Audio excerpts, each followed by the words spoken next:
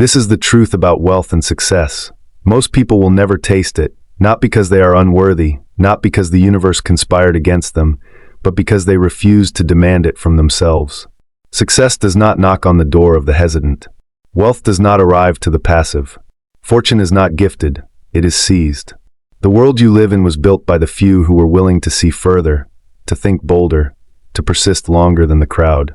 The bridges you cross, the books you read, the music that moves your soul, the light that brightens your city, all of it came from minds that refused mediocrity. While the majority settled for survival, a small minority demanded greatness. And here is the uncomfortable truth. Success is not complicated, but it is brutal. It asks for sacrifice. It demands discipline. It requires you to trade comfort for clarity, distraction for direction, and excuses for execution. Success is not about chance. It is about law, the law that, this is the truth. You don't need to be lucky. You don't need to be chosen. You don't need someone to open the door for you. You only need to decide. Decide that your dream is worth the price, that your purpose is worth the fight, that your destiny is worth more than your excuses.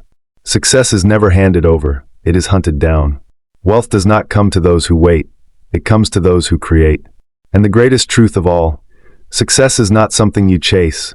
It is something you attract by becoming the kind of person who deserves it. And that is where your journey begins, not in the outer world, but in the inner one. Not in money, but in mindset. Not in luck, but in law. The law that says, you will become exactly what you think about, believe in, and discipline yourself to pursue without retreat, without hesitation, without excuse.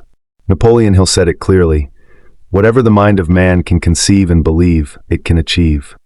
That is not poetry, it is reality. Edison conceived of light, and though 10,000 failures mocked him, he believed, and the night surrendered to his vision. Henry Ford conceived of an automobile for the common man, and though experts sneered and competitors laughed, he believed, and the horse and carriage became history. Andrew Carnegie conceived of building empires of steel, and though he started in poverty with nothing but his 2 hands, he believed, and he became one of the wealthiest men the world has ever known. They all lived by the same truth. Wealth begins in the mind long before it lives in the bank. Success begins in the spirit long before it lives in the world. But here is why most people never arrive. They want the result without the responsibility. They want the harvest without planting the seed. They want the empire but refuse the early mornings, the late nights, the